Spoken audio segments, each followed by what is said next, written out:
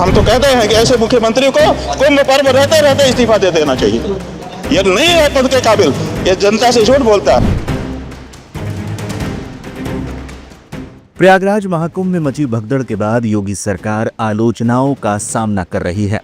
भव्य और दिव्य तैयारियों का दावा करने वाली योगी सरकार की सारी तैयारियां तब धरी की धरी रह गई जब मौनी अमावस्या पर स्नान के लिए पहुंची भारी भीड़ में भगदड़ मच गई।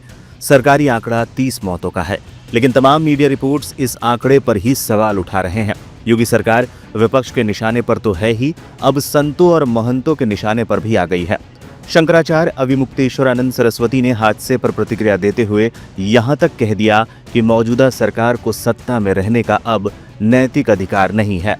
प्रयागराज महाकुंभ में हुई भगदड़ पर ज्योतिष पीठ के शंकराचार्य स्वामी अविमुक्तेश्वरानंद सरस्वती ने बड़ा बयान दिया। उन्होंने कहा कि इतनी तैयारियों के बाद भी घटना घट गई। जब आपको पता था कि 40 करोड़ लोग आने वाले हैं तो उसके हिसाब से व्यवस्था होनी चाहिए थी। भगदड़ की घटना ने सरकारी इंतजामों की पोल खोल दी। अधिकारी महाकुंभ में 40 करोड़ और मौनी अमावस्या पर 10 करोड़ श्रद्धालुओं के आने का दावा पहले ही कर रहे थे। इस हिसाब से उन्हें व्यापक तैयारियां करके रखनी चाहिए थी। घटना ये बताती है कि तैयारी पूरी नहीं थी और लोगों के जीवन के साथ खिलवाड़ किया गया। अगर हमारे घर में किसी समारोह में 1000 लोगों की व्यवस्था है तो फिर हमें वहां 5000 लोगों को नहीं बुलाना चाहिए। महाकुंभ में भी यही हुआ। मौत का आंकड़ा 17 घंटे तक नहीं बताने पर भड़के शंकराचार्य अविमुक्तेश्वरानंद सरस्वती ने मौत का आंकड़ा 17 घंटे तक छिपाए रखने पर भी नाराजगी जताई। उनका कहना था कि हमें सुबह पता चला कि घटना हो गई है, हम इंतजार करते रहे कि कोई बयान आएगा। 10:30 बजे के करीब सीएम का बयान आता है कि घटना घटी है, कुछ लोग गंभीर रूप से घायल हैं, अफवाहों पर ध्यान ना दे।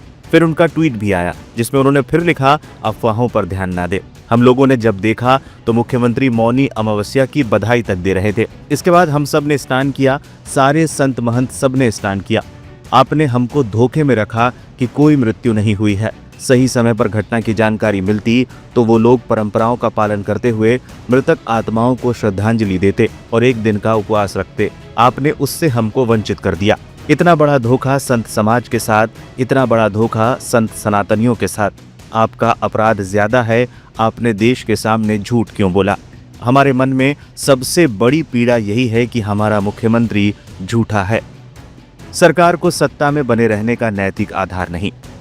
शंकराचार्य ने कहा, यह मौजूदा सरकार की बहुत बड़ी विफलता है। ऐसी सरकार को सत्ता में रहने का नैतिक अधिकार नहीं रह गया है। सवाल राजनीति का नहीं है, नैतिकता का है। संवेदनाओं का प्रश्न है, भावनाओं का प्रश्न है और ये सारे प्रश्न कह रहे हैं कि यह शख्स उस पद के अयोग्य है। तत्काल इससे इस्तीफा लिया जाना चाहिए और किसी सक्षम व्यक्ति को पद पर बिठाया जाना चाहिए। आने वाले दिनों में रोजाना लाखों करोड़ों की संख्या में श्रद्धालु आएंगे। क्या ये संभाल पाएगा? ये संभालेगा नहीं, ये प्रेस संभालेगा, लीपापोती करेगा और इस तरह की घटनाओं को छिपाकर मुख्यमंत्री बना रहेगा। अगर इस घटना को लेकर जिम्मेदार लोगों के खिलाफ कार्रवाई नहीं की गई तो आने वाले दिनों में इससे बड़ी घटना होने की आशंका से इनकार नहीं किया जा सकता।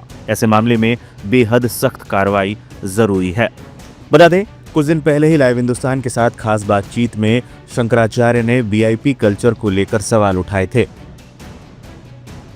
कुंभ के आयोजन के स्थान प्रयाग में कैबिनेट की बैठक करने में क्या आपत्ति हो सकती है? क्योंकि पूरा उत्तर प्रदेश उनका है, जहाँ चाहे वहाँ बैठ करके प्रदेश के बारे में निर्णय लें, इससे कोई बाधा नहीं है, कर सकते हैं। किया ही है पहले भी। बाधा क्या हो रही है कि ये जो मंत्री मिनिस्टर आए हुए हैं उनकी बैठक में भाग लेने के लिए, वो कुंभ का भी लाभ लेना चाहते हैं इसी अवसर पर, और वो अलग अलग सबके संपर्क हैं। कोई यहाँ से जुड़ा है, कोई वहाँ से जुड़ा है, तो कोई इस कैंप में जा रहा है, कोई उस कैंप जा रहा है, कोई उस कैंप जा रहा है। और जब वो चल रहे हैं तो उनके साथ सुरक्षा है, तो वो गाड़ियाँ चलती हैं साएं साएं करते हुए, फिर वो पुलिस वाले आ जाते हैं, हटाते हैं, कभी कभी धक्का मार रहे हैं, कभी कुछ कर रहे हैं। तो इससे थोड़ा सा लोगों को परेशानी हो रही है, ये बचाया जाना चाहिए था।